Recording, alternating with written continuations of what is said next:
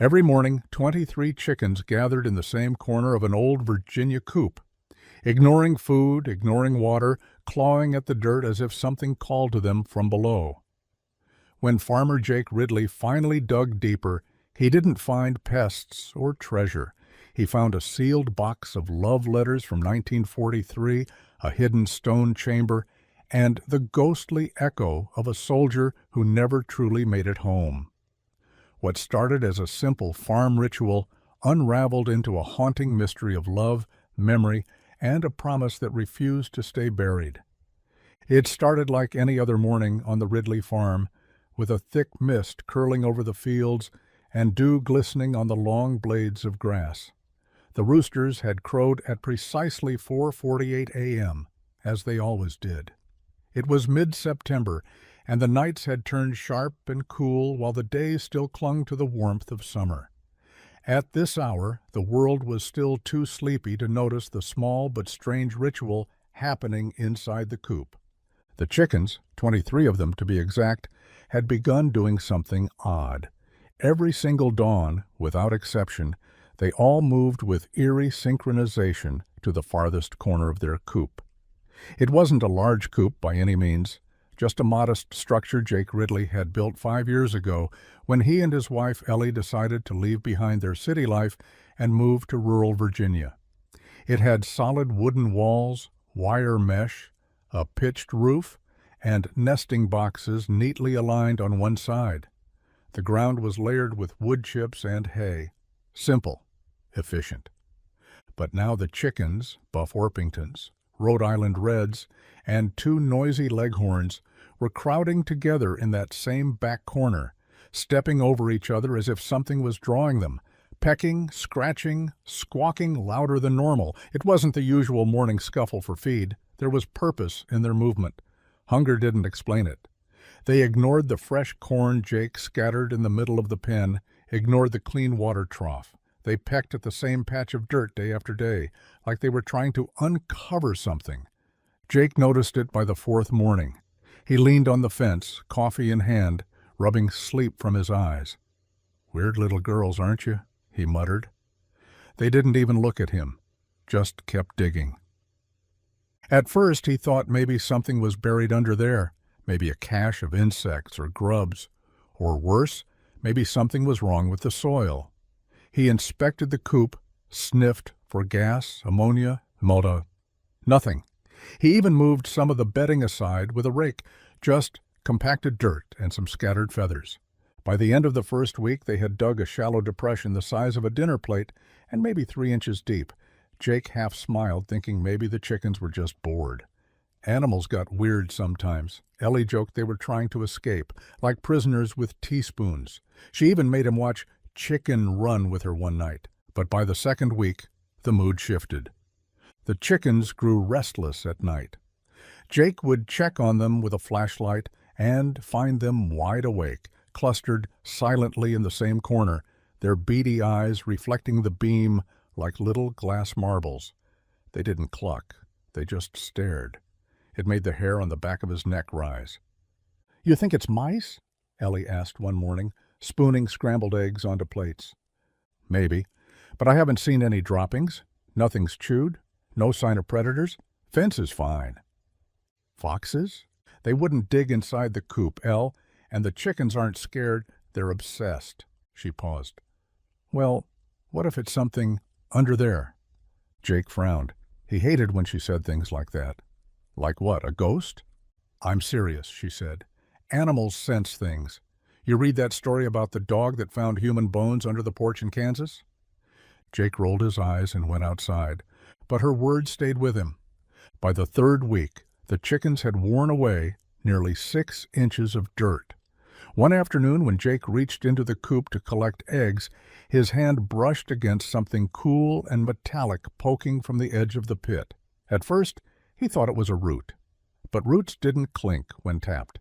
He stared down, brushed away more dirt with his boot. Metal, a corner, maybe a box. He crouched, heart beginning to race in that irrational way it does when you sense something big, something out of place in the mundane rhythm of life.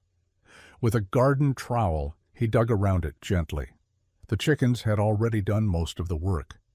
After 10 minutes, he lifted a rectangular object out of the earth. It was heavy, rusted, maybe 12 inches long. A hasp had corroded on the front, and the sides were dented, but it was unmistakably a box, an old one. He didn't open it right away. Instead, he wiped it down with an old rag and took it into the kitchen. Ellie looked up from her laptop, eyes wide. "What is that?" Jake said nothing. He placed it on the table, flicked open a butter knife, and wedged it under the edge. The rust cracked. With a sharp creak, the lid popped open. Inside, a small collection of items, a yellowed photograph of a young woman in a prairie dress, standing beside a tall man in a military uniform, a locket on a broken chain, a folded newspaper clipping, and on the bottom, a stack of letters tied with ribbon, so faded the color was almost gone. Jake and Ellie stared. The room felt colder than it had a moment ago. "What is this doing under our coop?" Ellie whispered. Jake reached for the top letter, his fingers trembling slightly. He read the date aloud. June 14th, 1943. The silence stretched long between them. The letters were addressed to "My dearest Eleanor," not their Eleanor, someone else. But the coincidence struck them both like a quiet thunderclap. Jake sat back down, unfolded the letter, his voice caught on the first line. "If this reaches you, my darling, it means I did not make it back." Jake couldn't read another word for a few minutes. He just sat there, elbows on the kitchen table, staring at the yellowed page as if it might disappear if he blinked. The room was dead quiet. Even the usual hum of the refrigerator seemed to pause. Ellie leaned in, her hand covering her mouth. "It's a goodbye letter?" Jake nodded slowly. "Looks like it. From a soldier, probably from World War II. He glanced down at the other letters. "And there's more." He set the first one aside carefully and untied the faded ribbon from the stack. Each letter was folded and numbered, some smudged with what looked like water stains, others so faded that reading them would take patience and a good pair of eyes. He gently flipped through them. "There's at least 20 here," he muttered. "Maybe more?" Ellie picked up the locket. It was tarnished, but surprisingly intact. She clicked it open with her thumbnail. Inside was a tiny black and white photograph of the same woman from the larger picture. Only in this one, she was younger, barely more than a girl. Her face was soft, her eyes intense. Ellie touched the photo gently. "She looks like she's waiting for something," she said softly. Jake looked at the photo again. Or someone. That night, neither of them could sleep. They left the box on the kitchen table and returned to it again and again like it was a fire they couldn't stop watching. Jake read through a second letter, this one less emotional but filled with details. A camp in France, a storm that delayed movement, the names of 2 friends he'd lost the previous week. His handwriting was neat but slanted slightly to the right, rushed in places, like he couldn't get the words down fast enough. The name signed at the bottom, James H. Acker. Ellie looked him up that night while Jake washed dishes. "There's a James Acker listed on the WWII memorial site," she called over. "Born in 1918. From Culpeper, Virginia." Jake paused. "That's only about 30 miles from here." Ellie kept scrolling.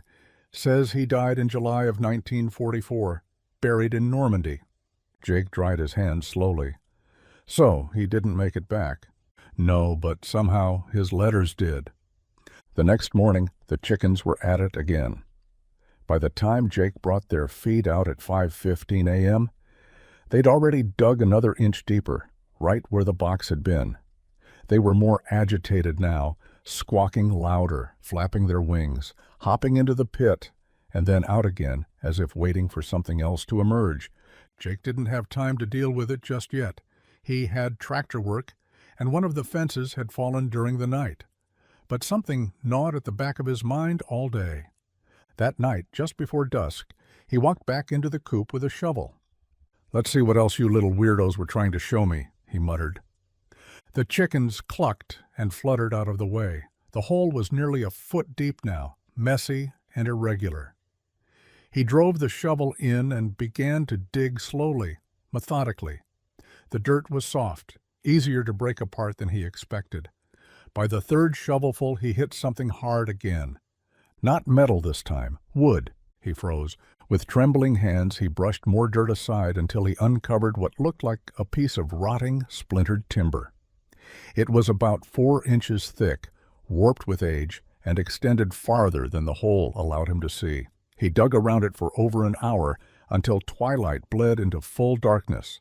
What he uncovered was a wooden hatch, old and gray and fitted with a rusted iron ring. His stomach tightened. The air around him felt heavier somehow, denser, like it was pressing down on him.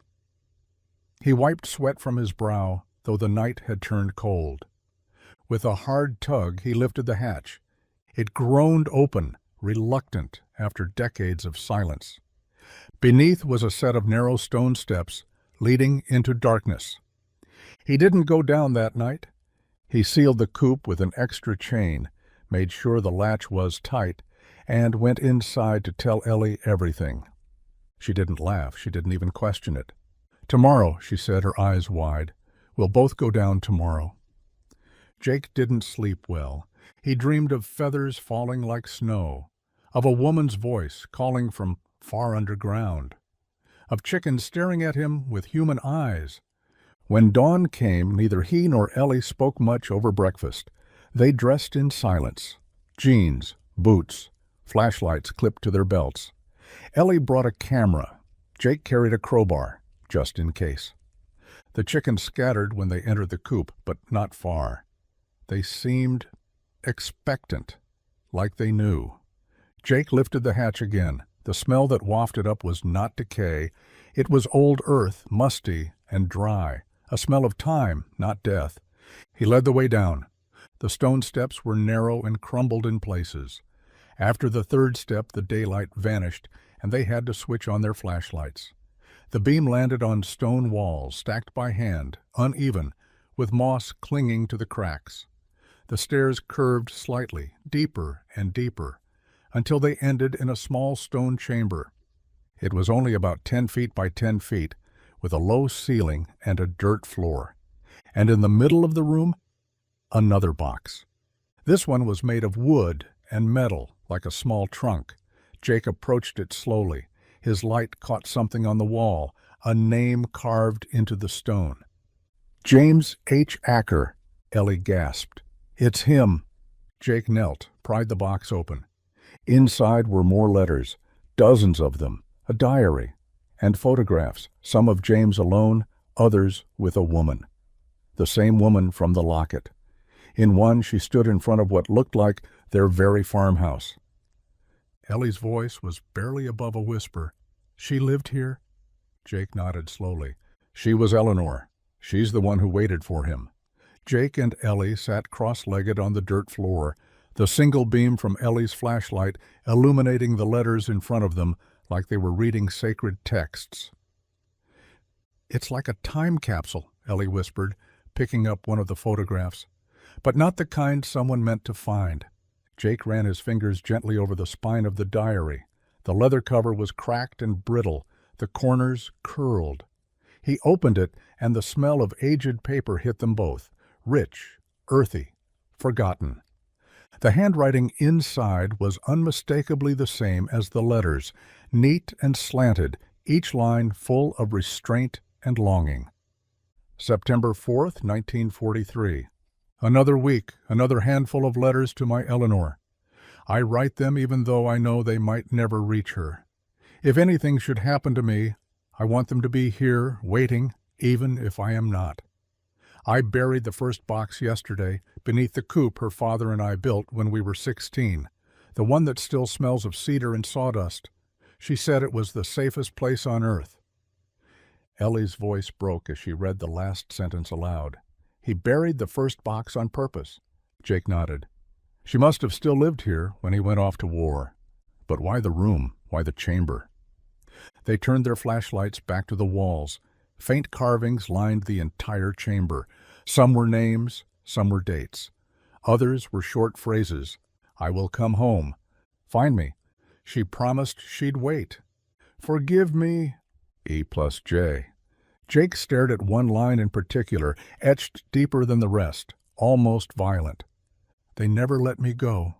He shivered. I don't think this was just storage, he said slowly. This was something else.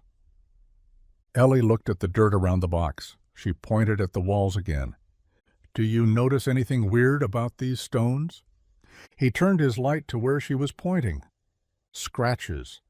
Long, shallow, chaotic scratches, like something or someone had clawed at the stone from inside. They weren't fresh. The moss had grown around them. But there was no mistaking their origin. Jake felt his heartbeat quicken. Maybe animals. No, these are too deliberate, too frantic. Ellie stepped back. We need to take all of this upstairs, go through it properly. Jake didn't argue. They carefully packed the letters and diary into Ellie's canvas bag. She lingered for a moment, looking down at the empty trunk. What do you think happened to her? She asked. Eleanor, if she lived here, if she waited. Jake didn't have an answer. They emerged into daylight an hour later, blinking against the sun. The chickens were waiting, lined up along the edge of the coop like sentinels, watching. Over the next several days, Jake and Ellie pored through every single letter, page, and photo in the box. The story unfolded like a tragic novel. James Acker and Eleanor Lane had grown up together. Neighbors, best friends, then sweethearts. He was the son of a school teacher. She was the daughter of the man who built the farmhouse where Jake and Ellie now lived. Their love had bloomed in the last peaceful years before the war. The letters were filled with hope, pain, and longing. James wrote about battles in France, sleeping in mud, watching friends die beside him. But he always ended with the same promise, I will come back to you. In one of the later entries from May 1944, his tone had shifted. He described a sense of being watched. He wrote about dreams he couldn't shake, of dark tunnels and voices calling him from the earth. I had the dream again last night, he wrote, of the chickens, the corner of the coop, something buried, something waiting. When I woke, I was bleeding from my palms. Jake read that passage aloud 3 times. Ellie stared at him. He knew. He couldn't have, but he did. Later entries in the diary became more fragmented. One described a conversation with another soldier who claimed to be from a town called Grayford Hollow, a place that didn't exist. Another entry mentioned hearing Eleanor's voice in the wind. Jake turned the page. The final entry in the diary was dated July 3, 1944. We move tomorrow. Some say it'll be our last offensive. I've packed everything I have into the second box. The letters, the truth. If I don't come back, she'll know. She has to know. There was a space. Then, in shaky writing, they're not just in my head, they're here, and they're not done with me yet. The next few days were filled with a strange, almost feverish energy. Jake couldn't stop thinking about that last entry. The scratches on the walls. The phrase, they never let me go. He found himself going back down into the chamber alone, just standing there, listening. The room was always silent, but the air felt thicker every time. He brought down tools, a pickaxe, a shovel, a sledgehammer. One afternoon he started tearing into the far wall. Ellie screamed at him to stop when she found him hours later, covered in sweat and dust. But he couldn't stop. Behind the stones was more dirt. He dug with his hands, frenzied, and then his fingers struck something solid. Wood. Another box. No, not a box. A coffin. Jake fell backward. The breath knocked from his lungs. Ellie stared, speechless. The wood was old, rotting in places, but the shape was unmistakable. Jake knelt down, brushed away the remaining dirt, and found a metal dog tag embedded in the soil. James H. Acker, U.S. Army, D.O.D., July 8, 1944. Jake didn't sleep that night. Neither did Ellie. They sat on the edge of their bed in silence. The image of that rotting coffin burned into their minds. The dog tag sat between them on the nightstand, its surface dulled with time, but the name still clear, still real. James H. Acker had died in July 1944. He had been buried in Normandy. So who or what was buried under their chicken coop? "I don't think we should tell anyone," Jake said finally. Ellie looked at him, startled. "What?" "Not yet. Not until we understand what this is, what we're really dealing with." "You think people will think we're crazy?" Jake hesitated. "I think they might be right." Ellie didn't argue. The next morning, he returned to the chamber. The chickens didn't scatter this time. They followed him to the open hatch and stood there, heads tilted, watching, as if waiting for him to make the next move. He climbed down into the cold and dust and stared at the crude coffin he'd uncovered. It wasn't standard military. It wasn't even well made. The boards were uneven, nailed together hastily. Whoever had put it there hadn't wanted it found, or hadn't cared whether it was. Jake knelt and ran a hand over the top. Then he did something he hadn't planned. He opened it. The lid creaked. Dust billowed up like breath from a mouth long sealed shut. Inside, nothing. No bones, no uniform, no remains, just dirt. Black, dry, packed earth. And embedded in the top layer, a folded American flag, moth-eaten, faded to gray. Jake staggered back, breath frozen in his throat. "What does it mean?" Ellie whispered from the stairway. She had followed him down, her voice trembling. "I don't know." He lifted the flag. Beneath it lay a small envelope. It had no address, just a single word, written in that same unmistakable handwriting: "Return." Jake turned it over. Empty. That night the chickens didn't go into the coop. They circled it, one by one, over and over. They moved like a slow, feathered clock around the building. No clucking, no fighting, just pacing. Ellie stood at the window, watching. "They're guarding something," she said softly. Jake didn't reply. He sat at the table with the envelope in front of him, flipping it over again and again. Return. Return what? The next morning, he decided to try something. He took every letter, every photo, every item they'd uncovered, including the locket and the ribbon, and packed them all carefully into a new wooden box. It wasn't old like the others.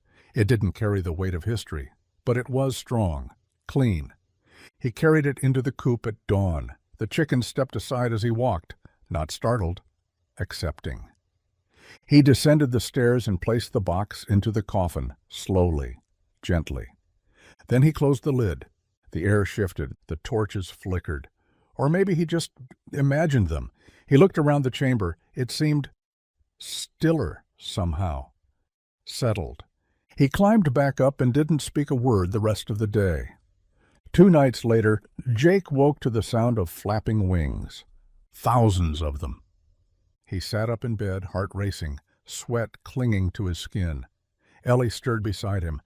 "What is that?" He ran to the window. The coop was glowing. Not a bright glow, no fire, no flames, but a dull, bluish light was leaking out through the slats, like the heartbeat of something deep within. He grabbed a flashlight and ran out barefoot. The chickens were all standing outside the coop, perfectly still. Inside, the hatch to the underground chamber was wide open. Jake took a step forward, then stopped. Standing at the top of the stairs, barely more than a silhouette, was a figure. A man, thin, pale, uniform tattered and streaked with mud. Jake dropped the flashlight. He knew that face. He had seen it 100 times in those photographs. "James?" he whispered. The figure tilted its head, eyes like smoke, mouth a straight, unreadable line. He didn't speak. He turned slowly and walked down the steps. Jake lunged forward, but by the time he reached the chamber, it was empty. The coffin was sealed, and in front of it, lying perfectly centered, was the empty envelope. Jake picked it up. The word "return" had vanished. From that night on, the chickens never gathered in the corner again. They went back to scratching for feed, clucking at the sunrise, pecking at Jake's boots when he came too close. The coop became just a coop again, but the hatch stayed. Jake bricked it up himself, stone by stone, not to hide it, not to forget it, but to keep it, to honor it. He and Ellie placed a small marker at the far corner of the coop, carved with initials, JHA and EL, and underneath, he returned. Months passed. The weather turned cold, and with it came a stillness that settled deep into the bones of the Ridley farm. The story of the strange letters and the empty coffin had remained a secret between Jake and Ellie, a truth too strange to share and too sacred to risk being misunderstood. They resumed their lives with a strange, quiet reverence, like caretakers of something ancient and unspoken. Jake no longer felt watched. The chickens stopped circling the coop, stopped waking at night. There were no more frantic dawn gatherings in the corner. Whatever had stirred them, whatever they had felt, it was gone now. Resting. But one morning in early December, a letter arrived. It came with no return address, stamped in Washington, D.C. The envelope was yellowing at the corners, as though it had been lost in the postal system for decades. Jake recognized the handwriting immediately. It was the same as the letters in the box. Shaking, he opened it. To whom it may concern, if you are reading this, then you have found what was left behind. I can only pray that you returned it. If you did not, it will find its way out again eventually. Forgive me for the burden. And thank you, E.L. Ellie read the letter 3 times. I don't understand, she whispered. She died. She had to have died long ago. How is this possible? Jake didn't know. He only knew that the farmhouse felt different now. Not haunted, not cursed, but protected. That winter, they started renovations on the barn. Ellie wanted to convert the second floor into a writing loft. During the cleanup, Jake found another box buried under a stack of rotted lumber and moth-eaten tarps. It wasn't as old as the others.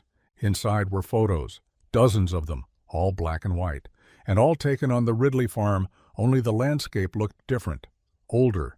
The trees were smaller, the fences made of raw wood. One photo stopped Jake cold. A young woman in a prairie dress standing beside the coop. She was holding a chicken, smiling. Behind her stood a young man in uniform, one hand resting on her shoulder. Their faces were clear. James Acker and Eleanor Lane.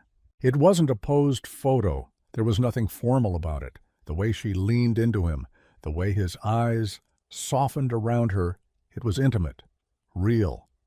On the back, someone had written a single date. June 14th, 1943, the same day the first letter had been dated. Jake brought the photo into the house, where Ellie stood by the fireplace.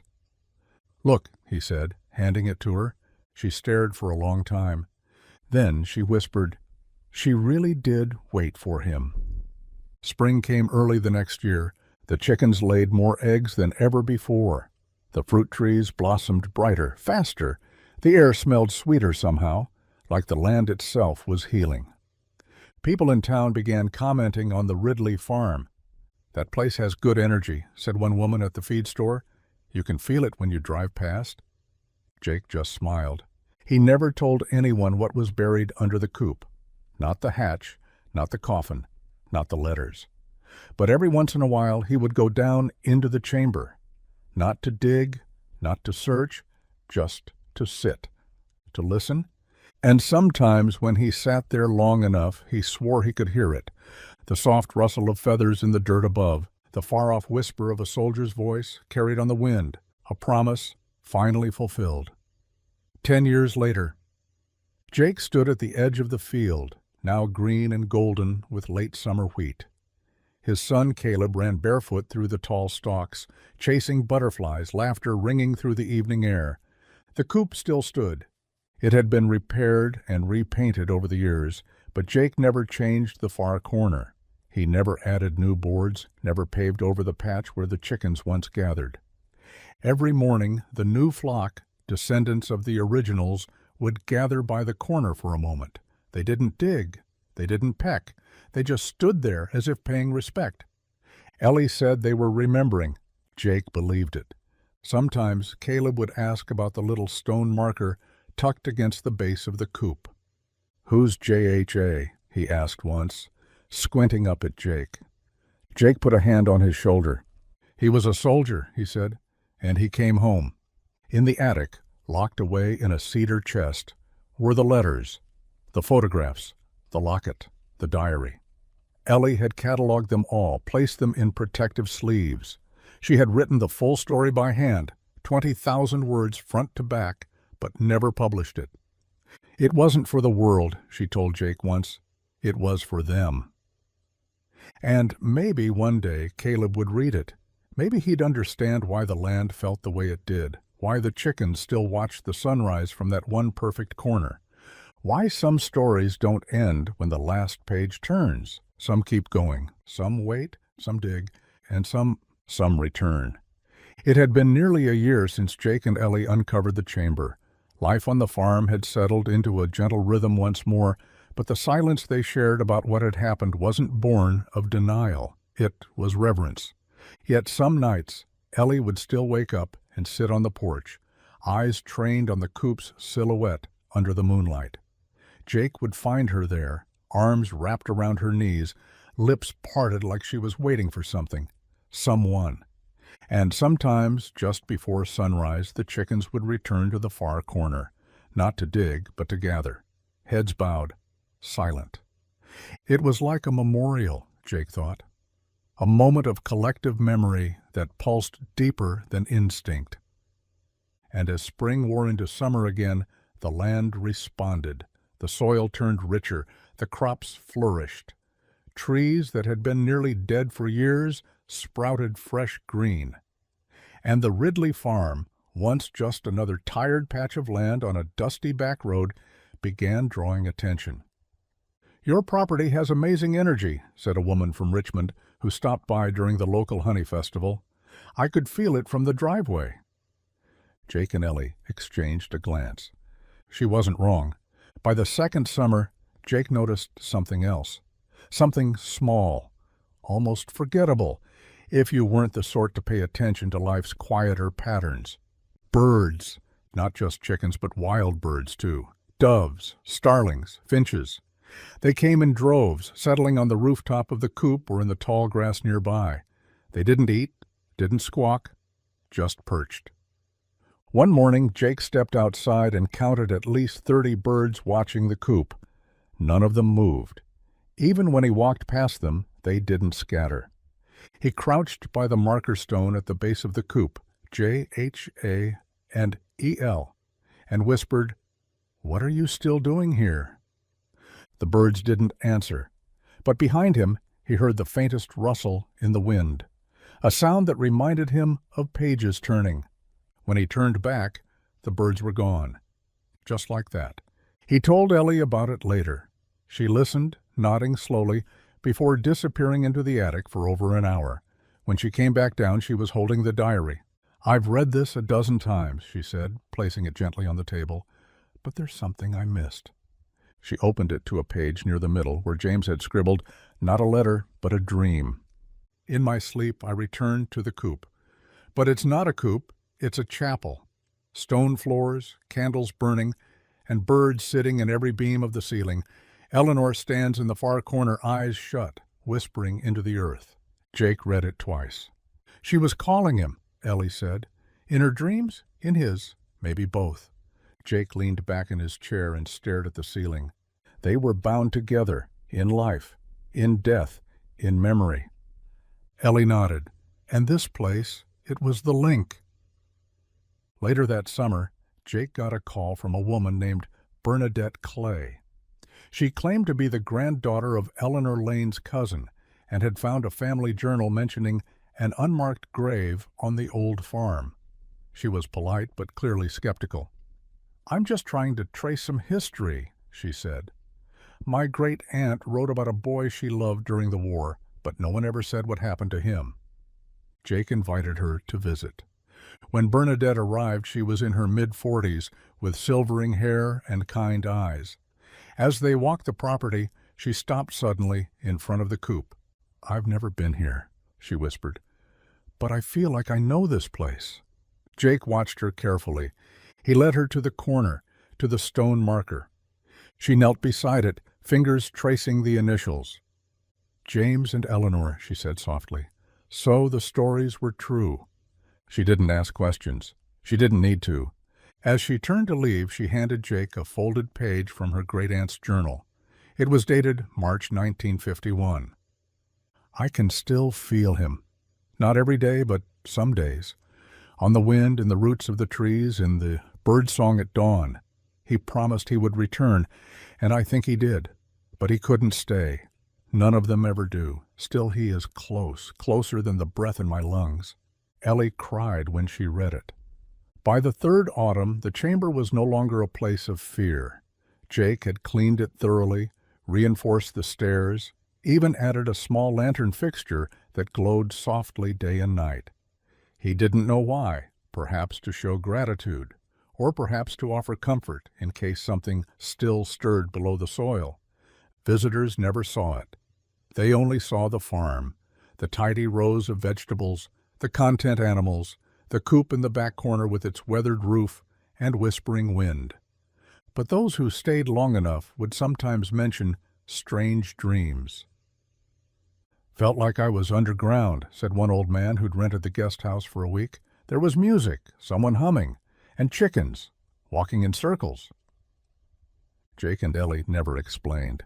They just smiled and nodded, because some truths aren't meant for explaining. Some are meant for keeping, and others for remembering. By the fourth year, the Ridley farm had begun to appear in regional magazines, not for its ghost stories, Jake and Ellie never spoke of those, but for its beauty, its balance, its soul. A local photographer called it the most peaceful land I've ever walked, and a travel blogger wrote, "I came looking for farm fresh eggs and left with a strange sense that I had been gently forgiven." Jake chuckled when he read that line. Ellie folded the article and tucked it into the back of James Acker's diary. "It belongs here," she said. Life was steady now. Their son Caleb had grown tall and curious, always asking about the cornerstone by the coop, always wanting to feed the chickens first thing in the morning. One day, when Caleb was 9, he asked Jake directly, "Daddy, why do the chickens always stop at the corner before they eat?" Jake paused. He didn't have a rehearsed answer, never had, but this time he didn't dodge. "They're remembering someone, Bud, someone important, someone who came back." Caleb looked up, wide-eyed. "Like a hero?" Jake nodded slowly. "Yeah, exactly like a hero." The boy considered that, then went quiet. Later that week he placed a small pine cone by the stone. "For the soldier," he said. Jake didn't touch it. Neither did the chickens.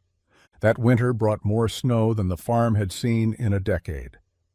For nearly 2 weeks the world was blanketed in white, and the coop looked like something out of a painting, drifts curling up its sides, icicles dangling from the roof. And yet the chickens still gathered at the corner every morning, forming a silent ring in the snow. They didn't scratch or dig. They simply stood there, feathers puffed, beaks tucked, eyes closed. Jake stood watching from the window most days, coffee in hand. Once he thought he saw footsteps near the marker, too big for Caleb, too straight for chickens. But when he bundled up and went outside, the snow was undisturbed. That night, a power outage knocked out electricity across the entire county. Jake lit candles. Ellie played old music on the battery-powered radio. Caleb curled up beside the fire with a blanket and a book. And then they heard it. 3 sharp knocks from under the floorboards. Jake froze. Ellie looked at him. Neither moved. Again, 3 knocks, rhythmic, deliberate. They waited. Nothing followed. In the morning, Jake went down into the chamber. The lantern still glowed. The air was cold but undisturbed.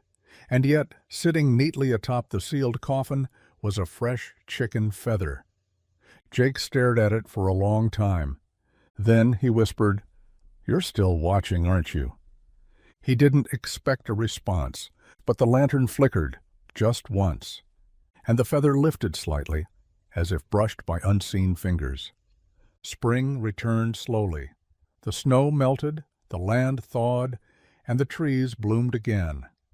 Jake and Ellie expanded the garden, built a new shed, and added a rainwater system. Life pressed forward, steady and sure. But something had changed in the air, something quieter, more settled. The chickens still gathered. The birds still came. But now sometimes, when Jake stood at the edge of the coop at dawn, he could feel a presence behind him, not threatening, not cold, just watching, waiting, grateful. The day after the snowstorm thawed, Jake walked to the coop before the sun had fully risen. His boots crunched on ice-patched grass, his breath fogging in the pre-dawn cold. He carried nothing with him, no feed, no tools, just his presence, drawn by something he couldn't explain. The coop stood still, its roof frosted, edges wrapped in a fading mist. The chickens were already awake, not pecking or wandering like usual, but standing, silent, in that same corner again. He hadn't seen them do it in months. He opened the gate and stepped inside. None of them moved. He crouched near them, watching. 23 chickens, all huddled, all facing the floor. One or two had closed their eyes. Jake swallowed, felt the thick hush in the air. Then he knelt. "I didn't forget," he whispered. "I haven't." The moment he spoke, one chicken, the smallest Buff Orpington, stepped forward and pecked once at the floor. Then it moved aside. The others followed, slowly clearing the patch of hay and dirt, revealing the bare, frozen earth beneath. Jake stared. There, just under the surface, was a single object, a button, military style, faded brass etched with a tiny eagle. His pulse quickened. He reached down and brushed away the soil, revealing a second, then a third button, aligned in a way that looked deliberate. Jake stood up fast. "Ellie!" Within minutes, Ellie was at his side, breathless and bundled in a coat. He showed her what he'd found. She stared for a long time before speaking. "I don't think it's just the chickens remembering," Jake nodded. "Something's shifting again." She looked up. "Then we dig." They worked for hours, Jake using the shovel, Ellie scraping away with gloved hands. The chickens never left the coop. They moved to the edges, watching, quiet. At a depth of nearly 10 inches, they uncovered a tightly sealed leather pouch, stiff with age, wrapped in twine. Jake sliced the knot and opened it. Inside were documents, wrinkled, damp, but intact. Military records, a journal, a faded field map marked with roots and strange red X's, and tucked deep into the back, a letter. "To Eleanor, should this ever return to you, if I am gone, know that I tried, that I fought to come home. They said the mission would bury us all, but I believed in you more than I feared the dark. I buried this as a promise. Find me. And if someone else finds this, tell her I kept my word." It was signed with initials only. J.H.A. Ellie didn't cry this time. She just held the letter to her chest, as though shielding it from the world. They took the pouch inside, laid everything out on the kitchen table, and began reading. The documents told a story neither of them had expected. James H. Acker hadn't simply fought overseas and died in battle. His unit had gone missing for 11 days behind enemy lines in June of 1944, listed as MIA, before being confirmed KIA a month later. But his journal painted a far stranger picture. It began like most soldier diaries: boredom, fear, camaraderie, homesickness. He wrote about long marches, cold nights, and dreams of Eleanor. But halfway through the journal, everything changed. Jake read aloud as Ellie followed each word with her finger. June 6, 1944. We were separated from the main group after a bridge was shelled. Took shelter in the woods near a ravine.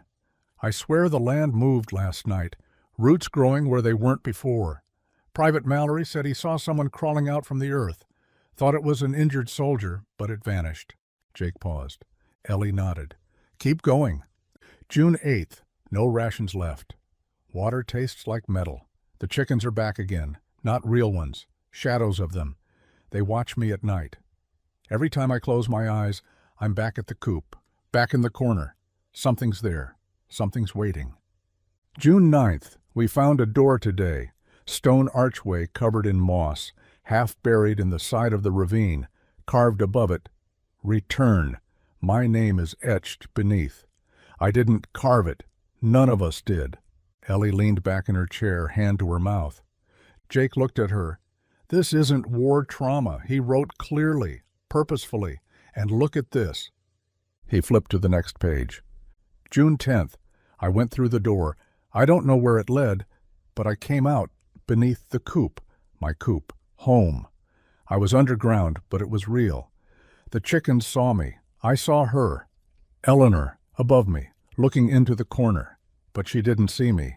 I shouted, but no sound came out. Ellie whispered, He crossed time. Jake nodded slowly. Or memory, or something between the two. June 11th. I think I'm dying. Not from wounds, something else. Like the land is feeding off us. Like it needed us to come here. It let me glimpse her once. That was enough. June 12th. Mallory vanished. His dog tags were left in a circle of feathers. June 13th. I'm going to bury everything I can. If you find this, Eleanor, if anyone finds this, dig. Keep digging. They read every page, every brittle line. The last entry was dated the morning James was declared missing. June 14th. I will return, one way or another. That night, neither Jake nor Ellie slept. They left the documents laid out across the table and just sat on the couch, hands clasped, hearts pounding. Something was changing again. The coop had gone quiet, too quiet. At 2:17 a.m., the house lights flickered. A low hum filled the air, vibrating through the walls, the floorboards, the marrow of their bones. Jake stood. The hum was coming from outside. From the coop, he stepped onto the porch. The field was glowing. Not brightly, not with fire, but a soft bluish shimmer pulsed around the coop like moonlight underwater. He turned to call Ellie, but she was already behind him. They moved as one, barefoot through the cold grass, toward the source of the light. The coop door stood open. Inside, the chickens were gone. All of them. Jake stepped forward. Ellie held his hand. The hatch was open. A new stairwell had appeared, longer, cleaner, lined with stone polished smooth. The air that rose from it was warm and carried a scent of lilacs and ash. They didn't speak. Together they descended. The chamber had changed. It was no longer 10 feet wide with crumbling stone. Now it stretched in all directions, a great circular hall lit by blue torches that flickered without flame. Feathers lined the walls in patterns, circles, spirals, woven like tapestry. And in the center of the floor stood a figure. He wore a tattered uniform, but his posture was straight. His eyes were dark but kind. He was young, so impossibly young. Jake knew that face. James H. Acker. He didn't move as they approached, didn't smile. But neither did he vanish. Ellie stepped forward first. You kept your promise, she whispered. James gave the faintest nod. I couldn't stay, he said, his voice echoing like wind through hollow trees. But I couldn't leave either. Jake found his voice. Why here? Why our coop? James looked at them. It was where she remembered me the most. Jake felt tears rising. James continued, Memory makes things real. She remembered me every day in that corner. She stood there and whispered to the earth, and I heard her. Through time, through death. Ellie took a step closer. Are you at peace now? He looked at her, then slowly, almost reverently, turned his gaze to the ceiling. Dozens of chickens stood on the beams above, silent, still. He turned back. I will be. Then the floor began to glow beneath his feet. Feathers swirled in the air. Jake and Ellie shielded their eyes, and when they looked again, he was gone. In the days that followed, nothing seemed out of place. The coop was whole, the hatch was sealed, The chickens returned as if nothing had happened, roosting, pecking, squabbling in their usual way. The glow was gone. The silence lifted. But something had changed. The air around the farm was lighter, like a pressure had been released. The soil seemed richer. The garden doubled in yield that season. Apples that had never ripened before now blushed deep red on every tree. And Jake, for the first time since they found that first rusted box, didn't feel watched. He felt witnessed. Ellie spent her afternoons writing again, not for others, just for herself, sometimes for James and Eleanor. She wrote in long, uninterrupted stretches, seated by the window that looked out over the coop. Caleb still placed pine cones at the stone. Once he left a drawing he'd made, a stick-figure soldier holding hands with a girl in a dress. The sun above them had a face, smiling. Jake pinned it inside the barn. It stayed there for years. That fall, Jake returned to the chamber one last time. He didn't know what he was looking for, maybe closure, maybe proof that it hadn't all been some long-shared hallucination. But when he pried up the hatch and descended into the earth, he found the chamber just as it had been, stone walls, dirt floor, no blue torches, no feathers on the wall, just a simple, quiet place. And in the center, where the coffin had once been, there was only a patch of soft soil and a single white feather. Jake picked it up, he smiled, and left it there. Years passed. Caleb grew tall, strong, and kind, just like Jake. He loved the farm, loved the land, but most of all, he loved stories. He read constantly, scribbled ideas in notebooks, asked questions no one had answers to. One afternoon, when he was 16, he asked Jake directly what really happened under the coop. Jake had known the question would come someday, so he brought Caleb to the attic, opened the cedar chest, and let him read everything, the letters, the journal, the photograph, the diary Ellie had written and never published. When Caleb finished, his face was pale and shining. "Did it really happen?" he asked. Jake looked him in the eyes. "It did," he said, "and it still is." Caleb didn't speak for a long time. Then he stood and walked out to the coop. He stood in the far corner, just like the chickens used to. He didn't move for almost 10 minutes. When he came back inside, he said only one thing. "I heard him." By the time Jake and Ellie were in their 70s, the story of James and Eleanor had passed quietly through the family, never told to outsiders. It didn't need to be. The chickens still gathered in the corner sometimes, the birds still came in the spring, and once every few years, on the night of the first frost, a single white feather would appear on the porch. Sometimes it was on the windowsill, sometimes tucked into the mailbox, sometimes placed directly on top of the marker stone outside. Jake never touched it. Neither did Ellie. They just smiled, because they knew. Caleb inherited the farm eventually. He married, raised a daughter of his own, and taught her to care for the animals the way his parents had.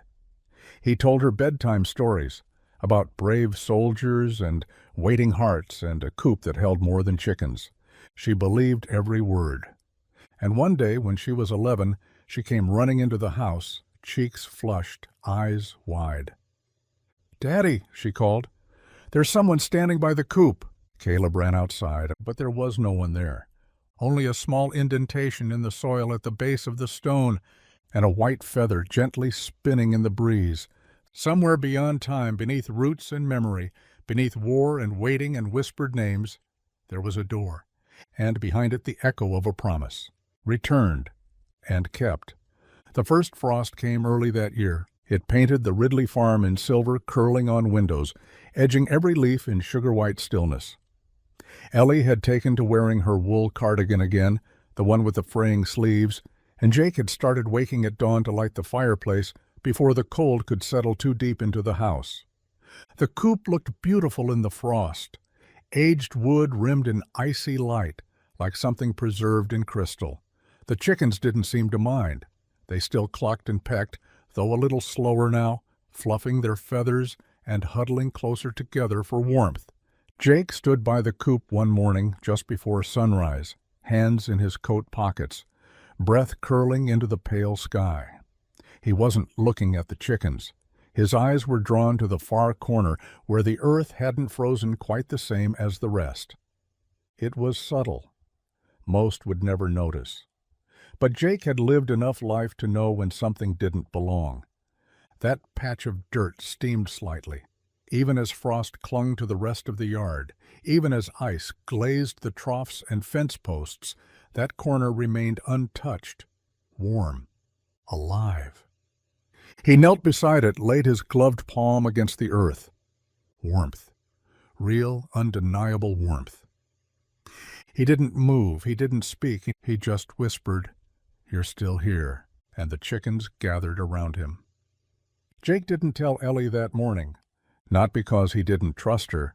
They had shared everything over the years, the discoveries, the silence, the return of the letters and the chamber, and the feathered rituals at dawn. No, it wasn't mistrust. It was reverence. Some things needed to be felt first, understood through the skin before the mind tried to explain them. He rose from the ground and returned to the porch, boots crunching lightly over the frozen grass, not once looking back. But the warmth from that patch of earth clung to his palm, even through the thick leather glove, a faint pulse of heat as if the ground remembered his touch. Later that day, as Ellie hummed over a pot of soup in the kitchen, he sat by the fire and opened James Acker's diary again. Not to read it, he already knew the words by heart, but to feel it, the weight of the pages, the scratch of the pen strokes, the pressed softness where fingers had lingered too long. It had become something sacred now. Not a relic, not just a piece of history, but something living, like the diary itself was listening. That night, long after Ellie had gone to bed, Jake stood again at the window. The chickens were asleep. But the corner of the coop glowed faintly. No one else would have noticed, but he did. A subtle golden hue, not cast by moon or lantern, but rising from the ground itself. He stepped outside, walked slowly.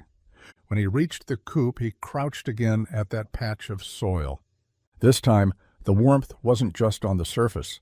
It was inside him. He placed his hand down once more, and this time the ground answered. A vibration, subtle, like a heart beating, like footsteps somewhere far below. The days that followed were quieter, stranger, not in the unsettling way it had once been, but in a hush, like the land itself was holding its breath. Ellie noticed it first. She stood by the east window of the kitchen one morning, coffee cooling in her hand, and frowned. "Do the trees look different to you?" she asked. Jake looked up from the pantry. "Which trees?" She pointed. "The birches, past the edge of the field. They've always bent slightly west, but now they're leaning east."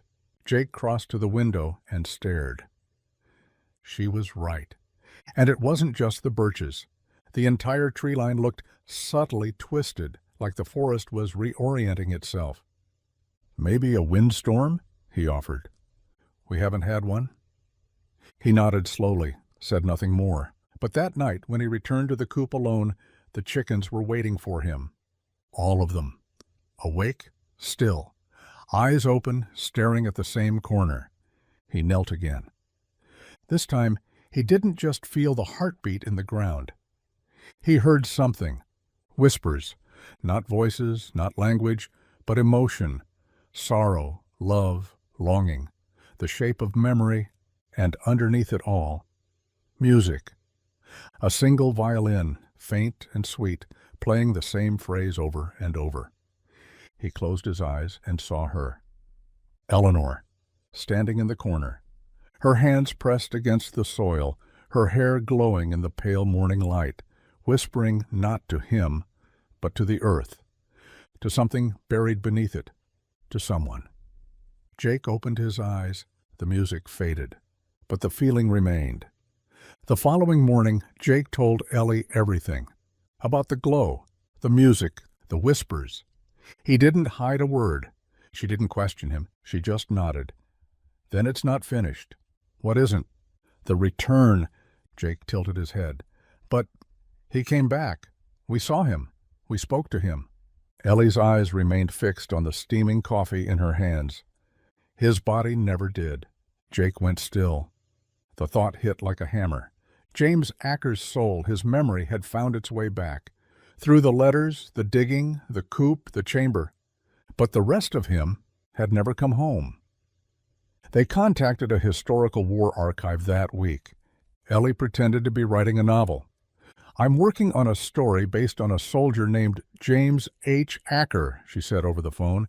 "Born in 1918, Virginia native, missing in action during WWII.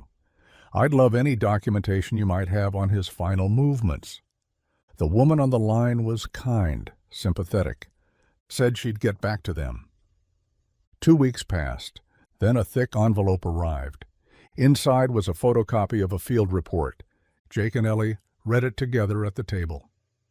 June 14th, 1944, Private First Class James H. Acker, last seen near Pont-l'Evêque, separated from unit, no recovery, declared MIA, presumed deceased. Jake flipped the page, then another. And on the final sheet, scrawled in faded pencil, likely overlooked for decades, a handwritten note. "One unidentified soldier buried near the collapsed trench. No ID found. Uniform patch faded. Temporary grave marked with rifle and helmet." Ellie looked up. "That could be him," Jake nodded. "But if he was buried there," she continued, "why is the ground here still remembering?" They stared at each other, and then Jake stood. "Because it's time," he said, "to bring him home." Jake didn't know what he was looking for exactly, but he began to make calls. To the Department of Veterans Affairs, to the U.S. Army Human Resources Command, to the American Battle Monuments Commission. Every call led to another form, another letter, another department. He didn't mind. Each step brought James Acker closer to home. Each delay only reinforced what they already knew. James had been lost too long. And now, the land, the earth itself, was calling for resolution.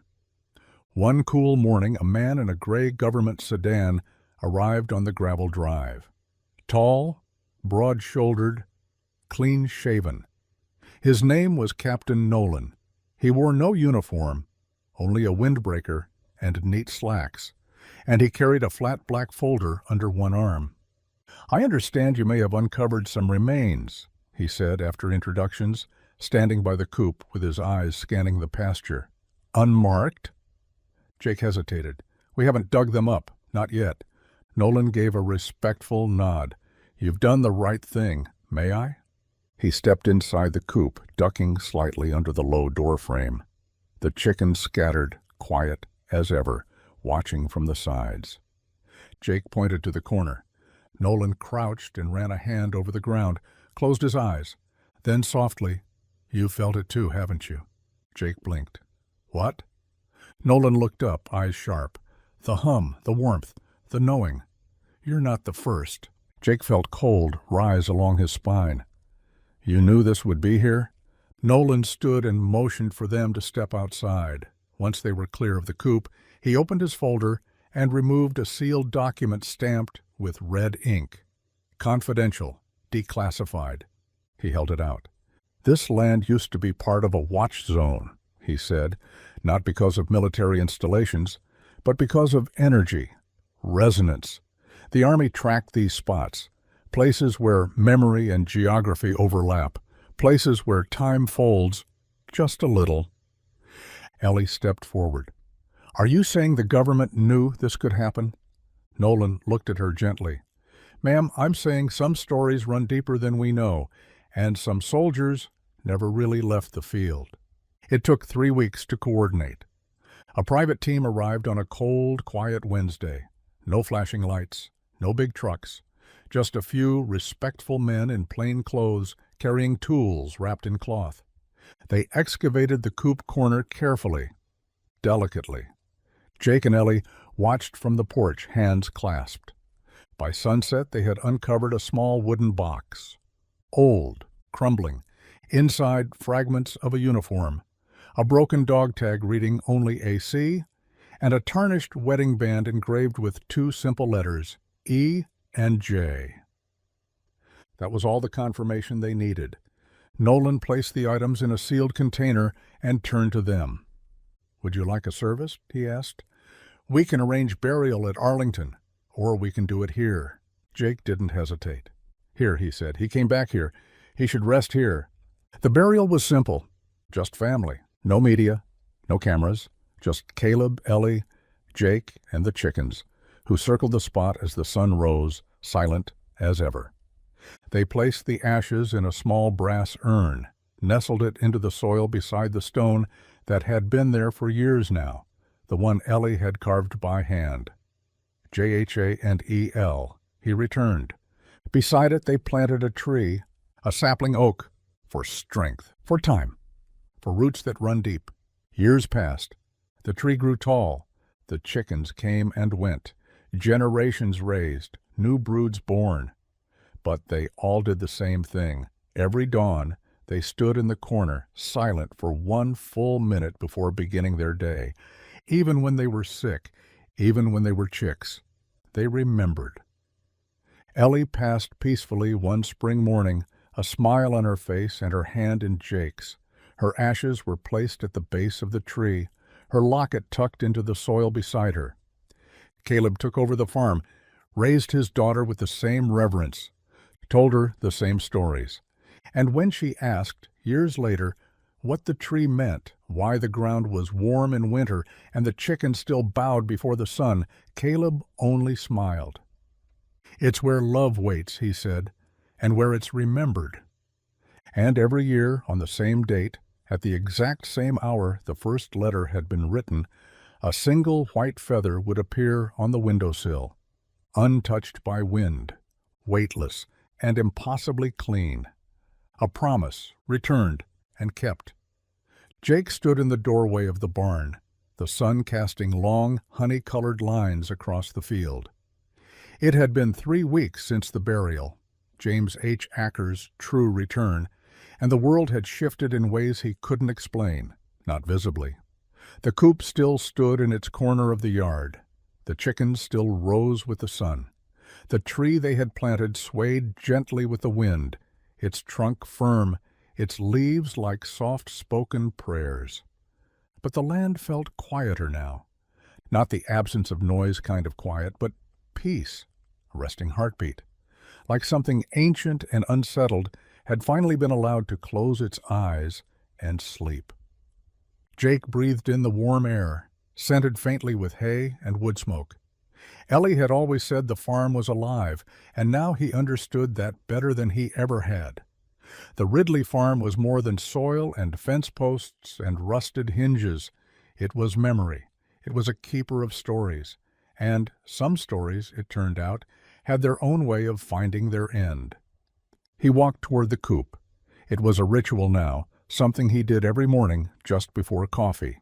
He'd check on the birds, sweep the hay, feel the dirt in the corner with the toe of his boot. Today he found the youngest hen, Penny, already nestled by the marker stone. She was silent, watching the tree. He crouched beside her. "Morning, sweetheart," he said softly. The chicken gave a soft cluck, barely audible. Jake ran a hand across the wood grain of the coop's outer wall. He didn't speak aloud what he was thinking, that some part of James still lived in this place. Not in a haunting sense, not even in the way of memory, really. It was more subtle than that. The way wind lingers after it passes, the way music echoes in a room long after the final note. Jake returned to the porch with the ease of a man who'd learned how to live with mystery. He set his coffee down and eased into the creaking wooden chair, pulling the wool blanket across his knees. From here, he could see everything. The coop with its feathered congregation, the stretch of woods that whispered on breezy afternoons, and the growing oak planted above the resting place of James H. Acker. He reached for the folder Ellie had kept on the side table, the one with the word Eleanor, penned carefully across the front in her hand. She had filled it over the years, not just with James's recovered documents, but with notes of her own. Observations, dreams, things she'd never shared out loud but had written with the hope that someday someone, Caleb or even his daughter, would understand. Jake flipped to one of the pages near the end. It was dated just months before her passing. The chickens know more than we give them credit for. It's not instinct that draws them to the corner, it's memory. When James's body came home, I thought they'd stop. But they don't. Because remembering doesn't stop at closure. It becomes ritual. It becomes sacred. Jake closed the folder and stared across the yard. Penny still sat near the stone. It had been over an hour now. The morning moved slowly. A fine mist hung in the fields. The frost had melted, but left behind a glistening shimmer that made everything feel touched by something divine. He remembered the night Ellie died. She hadn't been sick, not really, just tired, ready. She'd sat beside him on the porch, hands curled in her lap, and said, "When I go, plant me next to him, just like we talked about. I want to return to where it began." And she had. In the years that followed, the farm flourished, not just in the sense of crops and livestock, but in spirit. People came to visit, artists, travelers, veterans. Some just wandered in from the road and asked if they could rest for a while. Jake let them. He always offered the same thing: coffee, a view of the pasture, and silence. They never stayed long, but almost all of them left something behind. A photograph tucked into the coop doorframe, a dog tag tied to the fence, a pair of worn gloves placed neatly beside the oak tree. The farm had become something beyond its soil, a place of pilgrimage, not because anyone told them to come, but because the story lived in the wind and some hearts knew how to hear it. One autumn, a young woman arrived just before sunset. She carried no bags, only a camera and a worn notebook. She introduced herself as Lucy Acker. Jake raised an eyebrow. "Acker?" She smiled. "Great-grandniece of James. My grandfather was his younger brother." Jake invited her to stay in the guest room. That night, they sat by the fire while she explained everything: how her family had nearly forgotten James, how his name had become a line in a genealogy chart, a footnote in family lore. But she had grown obsessed after finding one of Eleanor's letters in a trunk. "I read her words," she said, eyes wide and shining, "and I felt like she was still here, waiting. I had to find the place." Jake said nothing, just handed her the folder. She read until sunrise. In the morning she stood in front of the coop, camera forgotten at her side. The chickens gathered around her as if recognizing their own. She stepped into the corner and knelt, placing her hand against the soil. "I feel them," she whispered. Jake stood back, arms crossed, silent. Lucy looked up at him, tears on her cheeks. "It's more than memory. This place, it holds love." Jake nodded. "It always has." That spring, Lucy returned. She stayed 2 months, photographing every inch of the land, documenting the light in every season, interviewing Jake and Caleb and even the oldest neighbors who remembered Eleanor's laugh. She left with 1,000 photographs and 10,000 words. The book she published the following year became a quiet bestseller. Feathers in the Earth: The Return of James Acker. She never mentioned the chamber, never spoke of glowing feathers or dreams in the soil, only love, only the way the land had remembered what others forgot. Jake passed the following winter. He was found in his chair on the porch, coffee cup half full, a notebook on his lap. Caleb buried him beside Ellie and James, under the oak that now stretched wide enough to shade half the yard. The chickens gathered as they always did, heads bowed, silent as prayer. And the day after Jake's burial, a new hen was born. She was white, pure white. They named her Eleanor. And so the story endured. In the cluck of chickens at dawn, in the hush before snowfall, in the roots of the oak tree and the soil beneath the coop, It whispered not of war or ghosts or mystery, but of a promise made and a promise kept.